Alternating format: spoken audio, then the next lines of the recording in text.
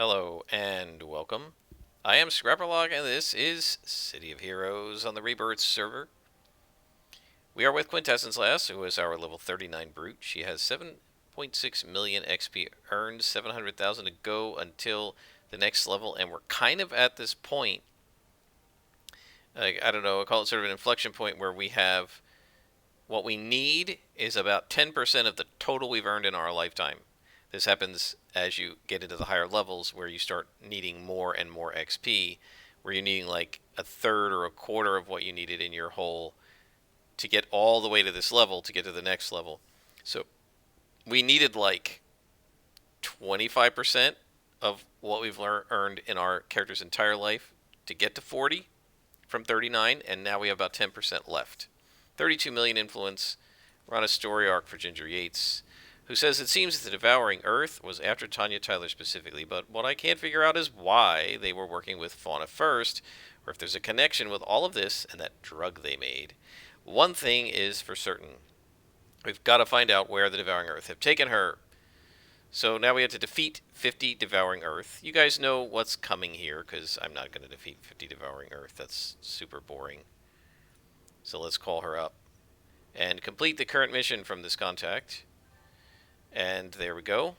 And the clue we found was a map of Eden, I guess. And so now we will call Tanya, and she says, what? Oh, so now we have to go to Eden, I guess? Oh, we have to go to Brickstown. Alright, so we found where she is. We just need to go to Brickstown and save her. And so this is part of the Devouring Earth storyline. I think this is where we find out about the name Hamadan. One comment. We got 2 veteran rewards today. 2 choices from the list because I guess because of all the map server disconnects they've had, they're still having trouble with that, so we might map disconnect.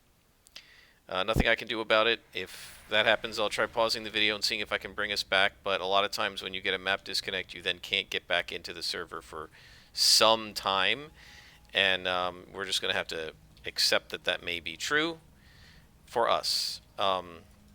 Anyway, so I got 4 draws out of the Hero and Villains card decks. That's a total of 20 cards. I did not get a single reward merit out of any of those cards. I got a bunch of other crap that I didn't want. No reward merits. So, in terms of reward merits, we are currently still at 69, and we need about another 69 or 80 to go to get the last of our set enhancers for the Nictus, Touch of the Nictus.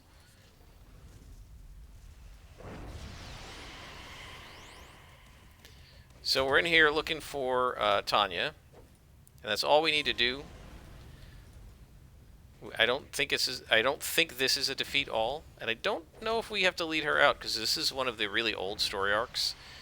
So they certainly would not have had that originally, although it's certainly possible that they added it to the game.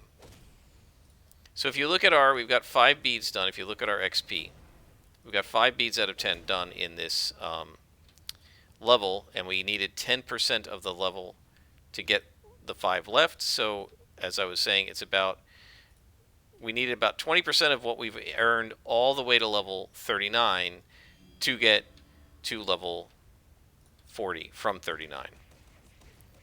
Right? Then we have to get out. We're in the courts. And they auto hit us when we're in the courts, as we saw in a previous episode when I did the 2-hit calculations, and you saw that they had 95% to hit when you're standing in the courts. Come on.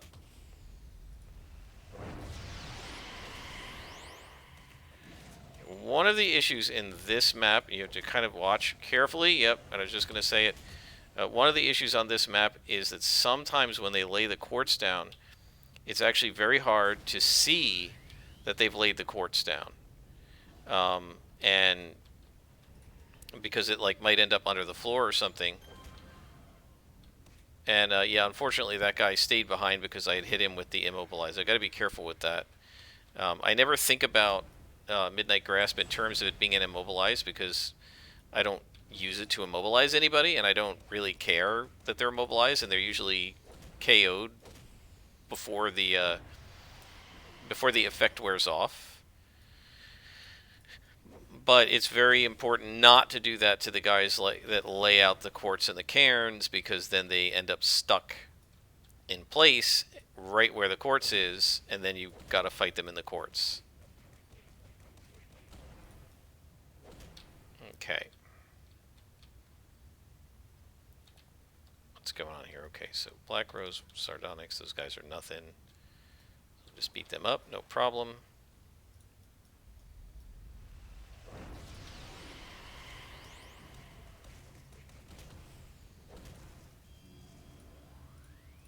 One thing I need to start doing is to clear out my email is start using up some of the like the team inspirations and stuff, because I don't need team inspirations.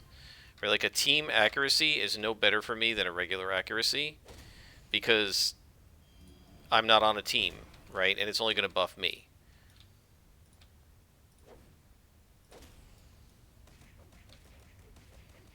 Dual lieutenants, not good. While you're in the quartz. I don't really care about the fungus. The little pet that it drops down is irrelevant. Doesn't do anything that I have to worry about, but that quartz is brutal. It floors, it caps them. So we definitely want to make sure that we stay out of that. I don't care about the fungi. I don't know what they do. I think they regen these guys. Not really sure. I don't know if it says. Let's take a look.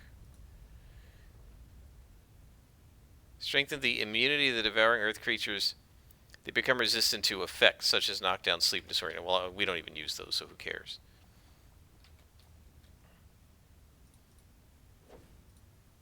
Does it actually tell you what this does?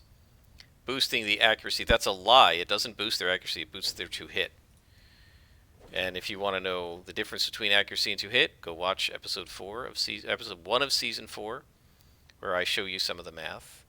But basically, the 2-hit buff is applied first, and then the accuracy is a multiplier on top of it.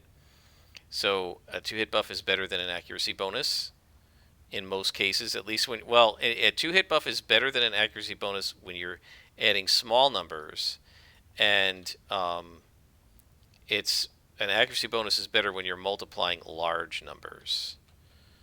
So let's keep looking for Tanya. Let's go south here. Map logic. She's going to be in the deepest part of the dungeon, usually past the doors.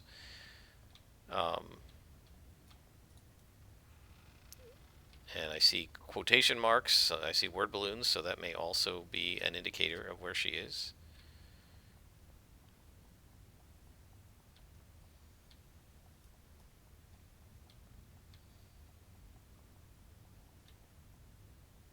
Nope. Don't see her there. Oh, there's somebody.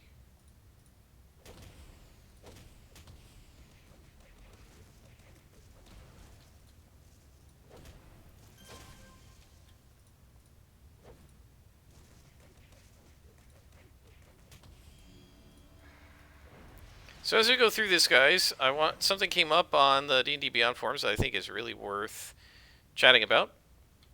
And so this person asked, he said there are a lot of streams and a lot of sort of social media, as it were, of role-playing games, specifically D&D, but this could be any role-playing game, like Critical Role, Chain of Acheron, which is Matt Colville's stream. I've mentioned watching Saving Throw, which is Savage Worlds. There are many, many, many others. There are Call of Cthulhu streams and so forth. And in regular games, you could talk about Let's Plays. These are all YouTube or Twitch-based videos, essentially TV shows, if you will, computer TV shows, that are allowing us as an audience to watch one or more other people playing a game, whether it's a role-playing game or something else. A great example is this. We're doing a Let's Play of City of Heroes. You guys are watching me play City of Heroes. And what he was sort of asking is this good, bad, or neutral for City of Heroes? Is Critical Role, Chain of Acheron, that kind of stuff, is that good or bad for D&D? Are there positives? Are there negatives? Are there both? And so this started a discussion, and I think it's an interesting discussion, and I think it brings up some points. It allowed me to bring up some points that I think are worth bringing up, particularly about things like this Let's Play, where you're watching somebody else play a game, right? And I think there are pros and cons. I think there are two pros and two cons. The pros are, first, there is definitely an increase in popularity of the game. There is an increased interest in the game when people are watching it. I don't know very many people, if very many people have been interested in City of Heroes because of my stream, but we know that thousands of people who have been watching Critical Role and Chain of Acheron and Seth Skorkowski's stream and Saving Throw have become interested in tabletop role-playing games, and usually specifically the game they're watching these people play. And so this is a huge boon. I mean, when more people are buying the products, more products are going to get made. And it's not just Dungeons and Dragons that's benefited from this.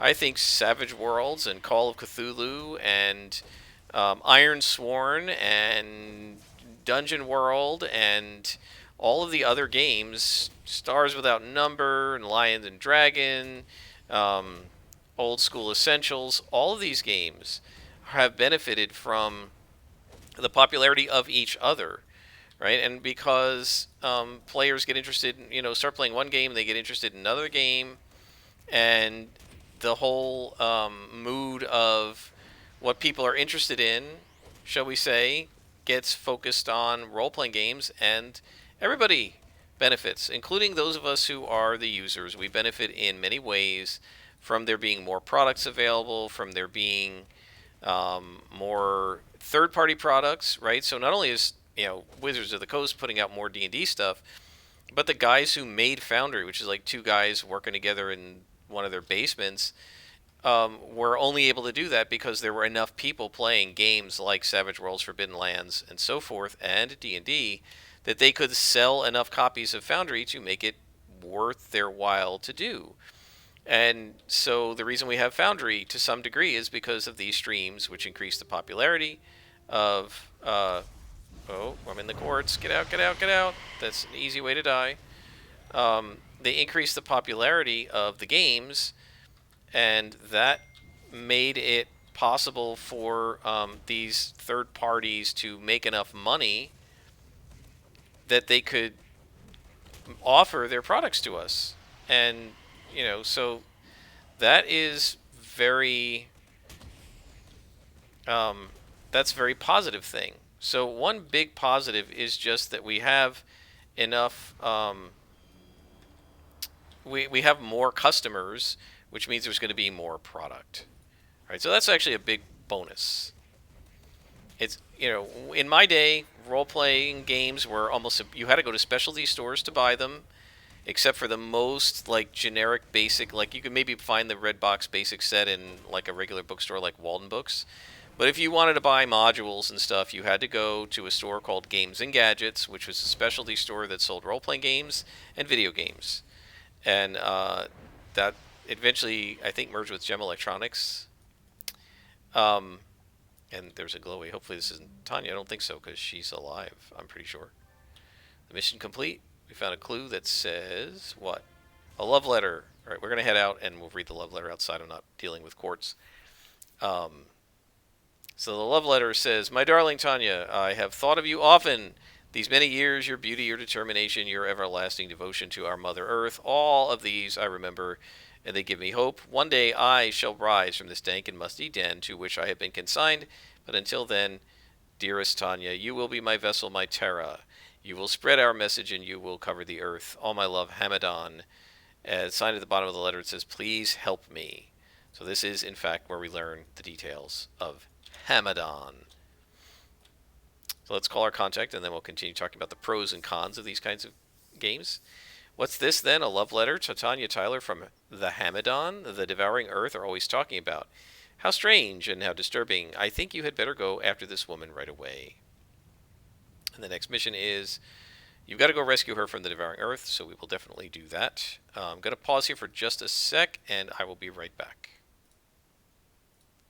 All right, so we are back and right here. So Tanya was in the same cave. I apparently missed her. Same entrance. So all done randomly, guys. So one of the benefits, so maybe a benefit of City of Heroes Let's Plays that I'm making is that, well, I have 100 subscribers.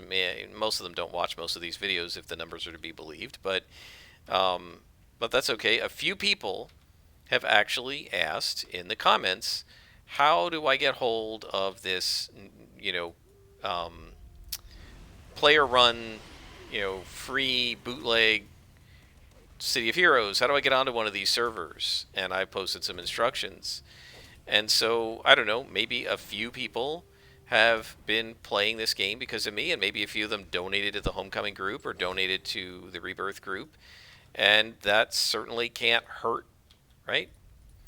And the more people play it, the more the Rebirth and Homecoming guys are inspired to continue running their servers, which they won't be if their servers are ghost towns. I worry about that sometimes with Rebirth. Oftentimes their server is kind of a ghost town, and I often worry that Wretched, who runs it, is someday going to say, it's not worth it because hardly anybody plays on this thing anymore. I think there are enough. There are still 300 or 400 people, it looks like, that are getting tokens every week. So he seems to feel that 300 people is enough to run the server for. But I bet if it dropped to 30, he'd start to say, I don't know if it's worth it, guys. To run and maintain a server for 30 people, the cost per person would become prohibitive, right? Even if we're not necessarily paying for it, even if he's paying for it out of his own pocket, there's a limit to how much are you willing to pay to just service 30 or 40 people. And so I think the increased popularity is definitely one benefit of these Let's Plays. And I can tell you that I purchased many, many dollars, hundreds of dollars worth of Paradox games. So Europa Universalis and Stellaris and Crusader Kings, all because of Let's Plays. When my friend and I, the friend who's playing D&D with me, when he and I were considering playing a new game together, and he suggested Stellaris, I went and found a Let's Play. I hear somebody howling. I went and found a Let's Play, and by a guy named Quill18, and he and I both, separately watched it, and after an episode or two, we were like, yeah, we want to play this game.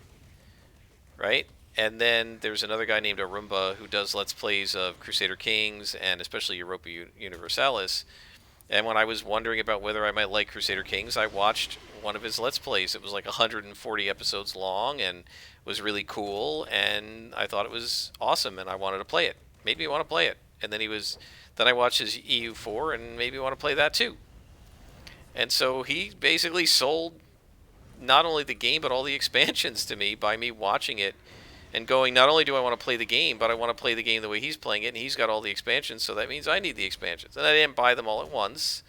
I bought them a little here and a little there. I bought them when they went on sale and things like that. But, Paradox Entertainment made a couple $100 from me watching that Let's Play, and I'm sure I am far from the only one. So that's a huge plus to having these things out there, is it increases the exposure of the game, which means that the game sells more, which means if you like the game, well, it's gonna keep being sold, it's gonna keep being produced, they'll make expansions for it, they'll make more updates for it. A second really good benefit, and another reason why I often watch Let's Plays, is that the game can help you, but watching the Let's Plays can help you figure out how to play the game. If you have no idea how to play City of Heroes, if you don't know how enhancements work, if you don't know how to use inspirations, if you don't have any idea how to run missions, if you kind of, shall we say, need a tutorial, you can watch any of my Let's Plays and see how the game plays. And if you want to know how to play Europa Universalis, you can watch one of the thousands of Let's Plays that Aruba has done and learn how to play it that way. You're not going to learn all the details. You can't learn everything from watching a Let's Play. You have to do some playing yourself to really learn any game. But I've certainly gotten a lot of ideas on how to run, say, a Savage Worlds game or play in a Savage Worlds game from watching Saving Throw. I now understand how a dramatic task is supposed to be played. I understand how combat works. I understand how bennies work. Watching Critical Role and Chain of Acheron taught me, like, when these DMs were calling for skill checks, ability checks, that kind of, okay, I understand when you call for them now.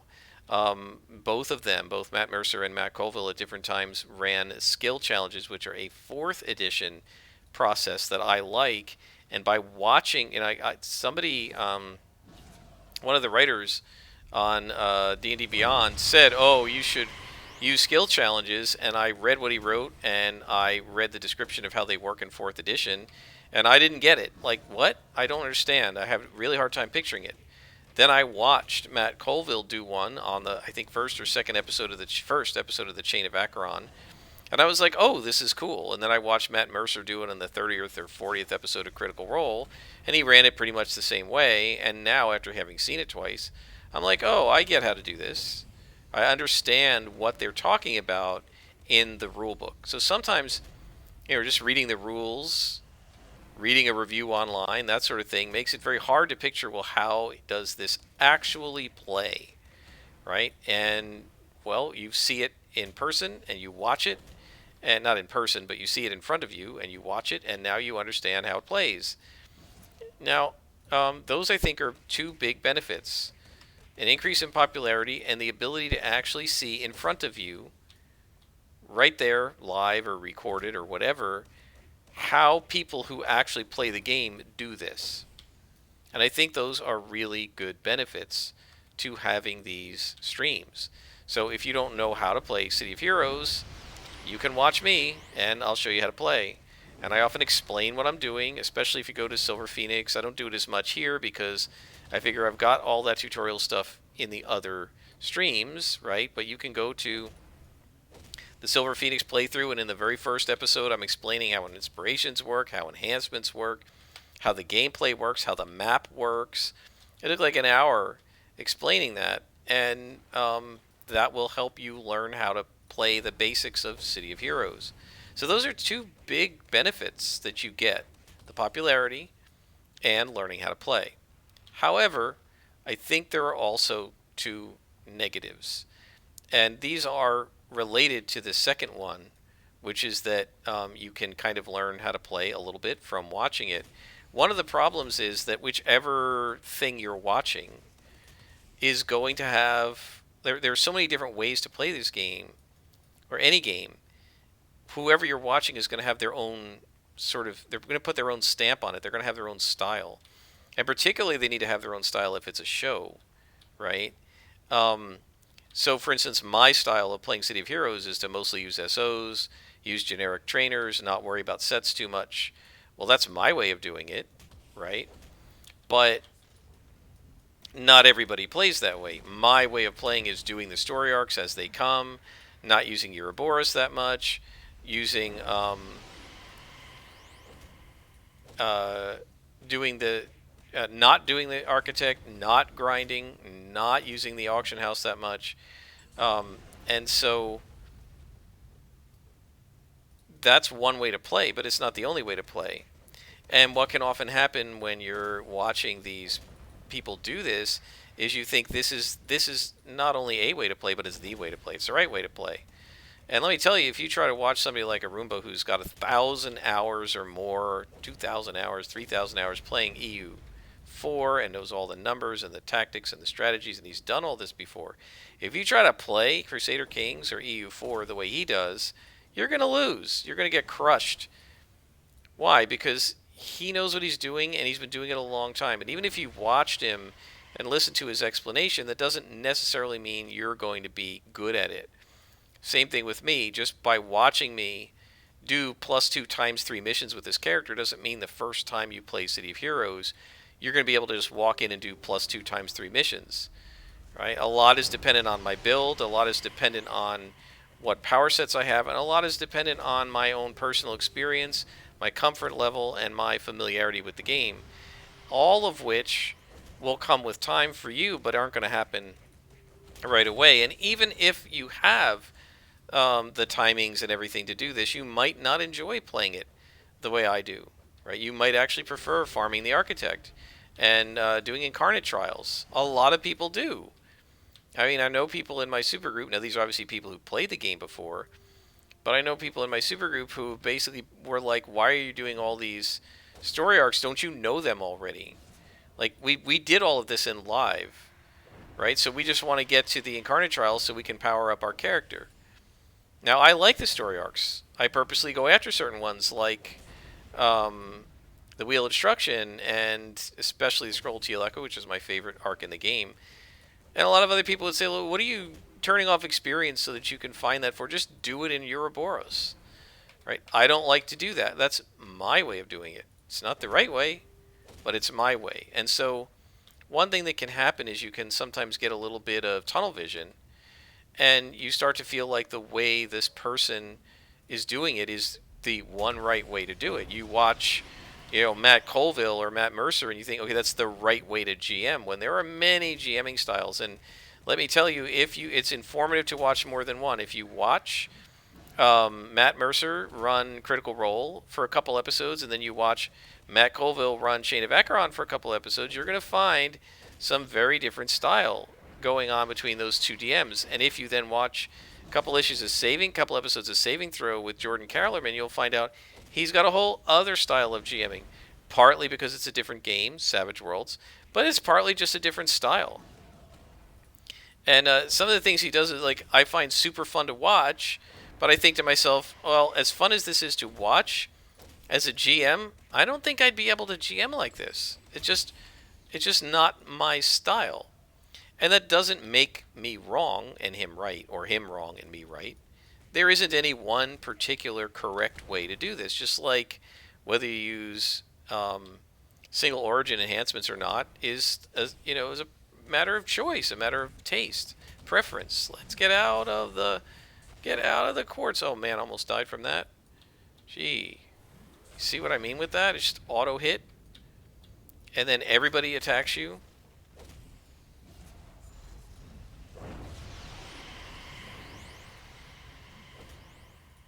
We need to make sure we get this guy out. So one issue is that you could potentially end up thinking that the way you're watching it is the right way to do it, and thinking that all the other ways you're seeing people do it are wrong. And you end up with a GM being told, this isn't the right way to GM because Jordan Kalman doesn't do it that way, you're doing Savage Worlds wrong.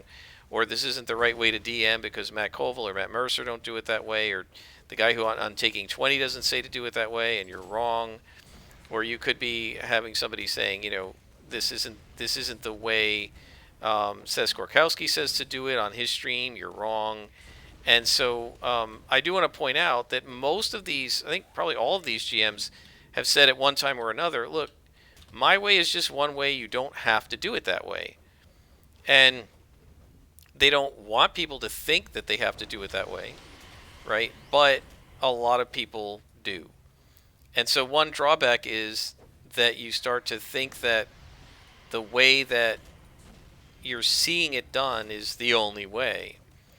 And related to this, but it's not exactly the same problem, is that not just thinking that it's the only way, but thinking it's so cool, it's such a great way to play that you copy it, right? So this is a second negative.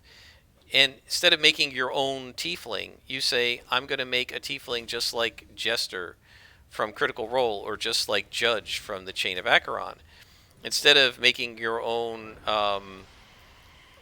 sort of character from East Texas University, you make up a mousy Harry Potter fan character who is socially awkward and has a little bit of a curse, and make her just like Adelaide, who is the character that Megan Caves made up for Saving Throw. And so you end up, I think a lot of times people's creativity gets to a great degree hampered by just thinking, oh, I'll just do it the way these guys did it, right? And there's nothing really wrong with making up a character inspired by or even very similar to one that you've seen somewhere else. But these are creative enterprises, and I think it's a shame when people, instead of exercising their own creativity, just use somebody else's. And so, for example, like this character, I certainly don't mind if people want to, because they like the way this character seems to play, make up a Dark Melee Energy Aura character. And if you're on a different server from Rebirth and you want to name her Quintessence last and give her the same costume and the purple hair, feel free. I don't mind if people do that, but knowing that they're doing that saddens me a little bit, because it means you're not being creative and making up your own cool character that you could make up. And so, look at the bosses here. Wow. Do we have guardians? Those are the most important. All right, we got to watch out for that guy. Let's see if we can taunt him out. I mean, we may get others, but we want to pull him out so that we get away from we can deal with the quartz. And here comes the boss. And I can't focus on the boss because I got to kill this guy.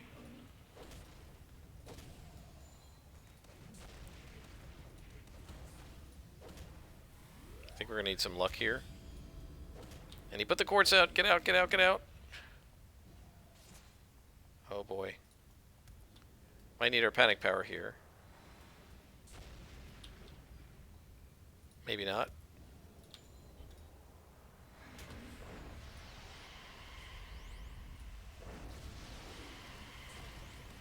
We've got to kill this guy. Got him. Okay. Now we should be alright.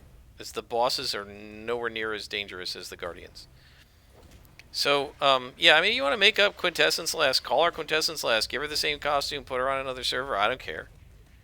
Right? In terms of, like, my quote-unquote copyright to my ideas, what do I care? Right? If this was an idea I was trying to protect, I wouldn't put it online. But I think it's a little disappointing when people do that, not to me personally, like, because of my concept, but because what about all the cool concepts that aren't being made because you're just copying the concept that I had, right? And so I feel like two things can happen when you watch these kinds of streams. One is you start to think it's the only way to play, and two, partially related to that, you start trying to do what the other guys do instead of making your own way, right? Instead of copying exactly how Matt Colville did the City of Capital and making Capital, be inspired by the fact that he made this cool capital city and use some of his city creation techniques to make your own and put your own mark on the D&D world. Instead of running East Texas University exactly the way Jordan Calleran does with all the same NPCs and stuff, you make up your own NPCs and you do your own ideas and be creative. And that, I think, is what role-playing games are all about. And the same thing with if you're playing Europa Universalis 4, rather than just take the same one province miner that Arumba took and keep pausing the game and doing exactly the same decisions he made. And yeah, you could beat the game that way, but it's better to pick your own one province miner and try it yourself, and you'll maybe have a lot more fun that way. So I'd say try not to sort of straitjacket yourself into doing what you've seen on these streams. Don't necessarily build exactly the way I did. Try some other builds. You don't necessarily have to slot the way I did. You don't necessarily have to take the same sets I took. Try some other things. You might find that you prefer playing a different way. Again, I'm not saying you shouldn't build my way at all. And if you find my way appealing to play, I mean, by all means, go ahead. But I think that we lose a little something when that creativity is lost, because creativity is part of why we're playing these games.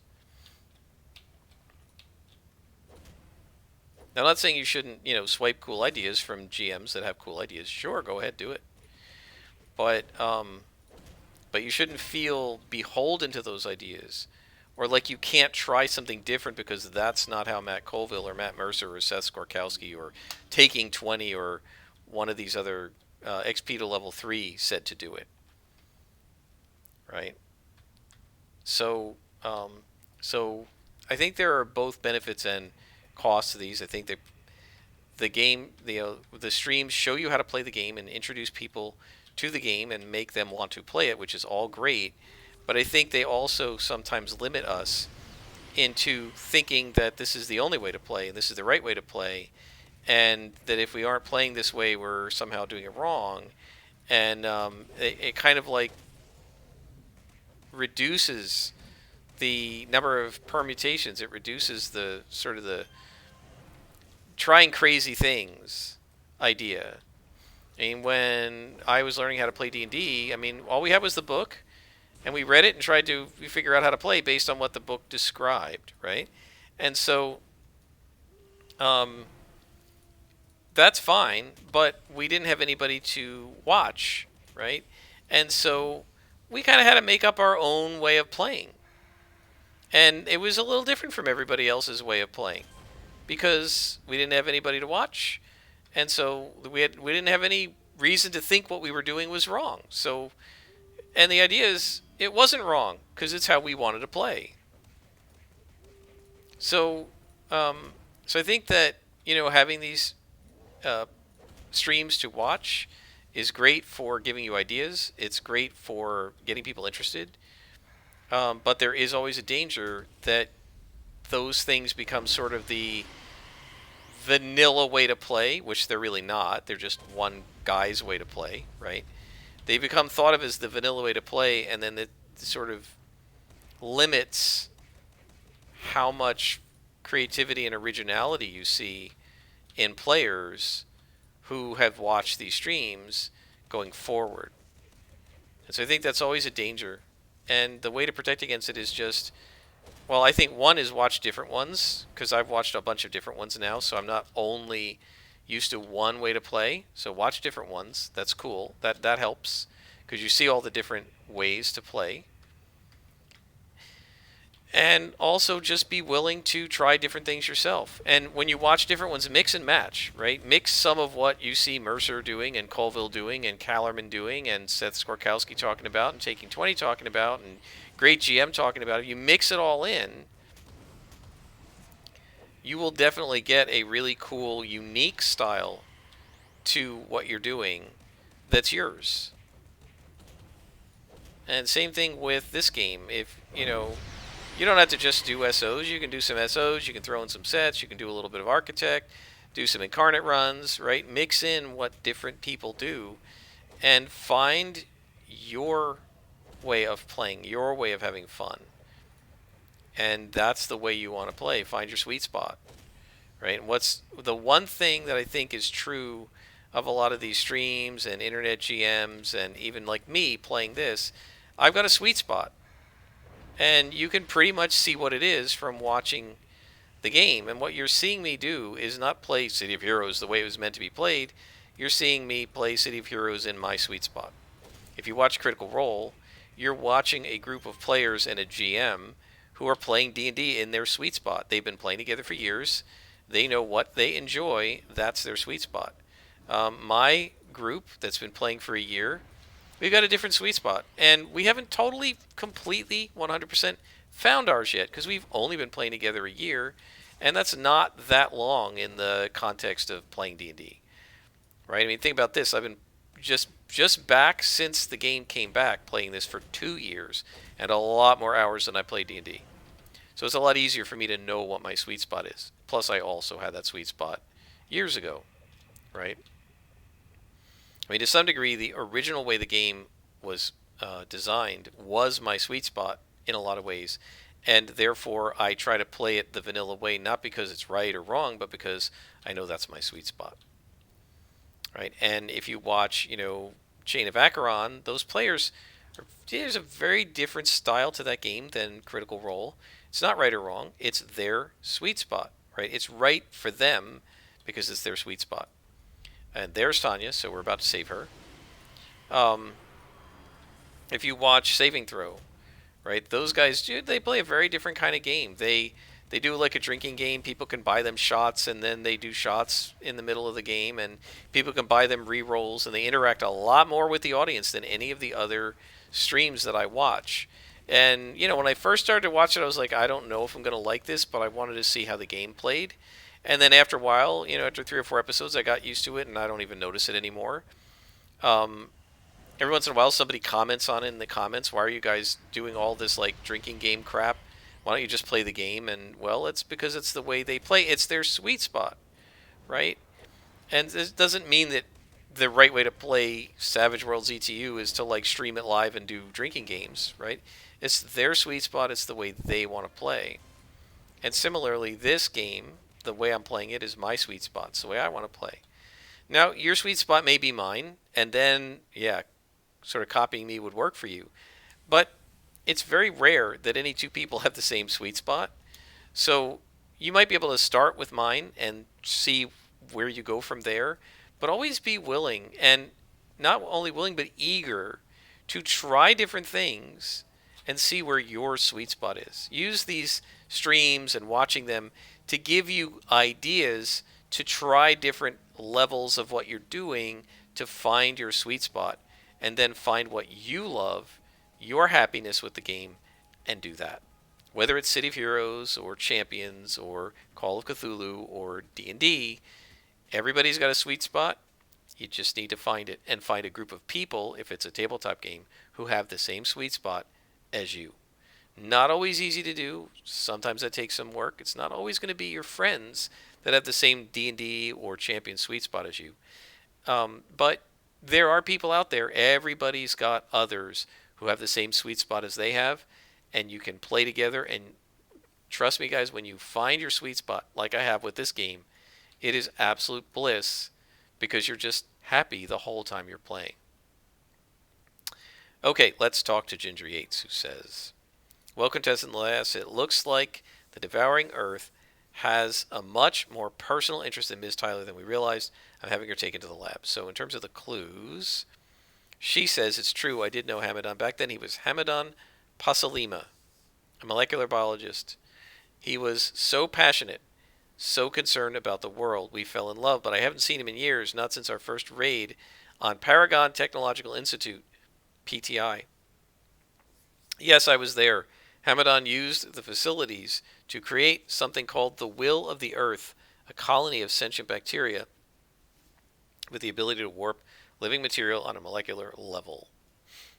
We will not talk about the mumbo-jumbo nonsense of that biological content, which is absolute nonsense.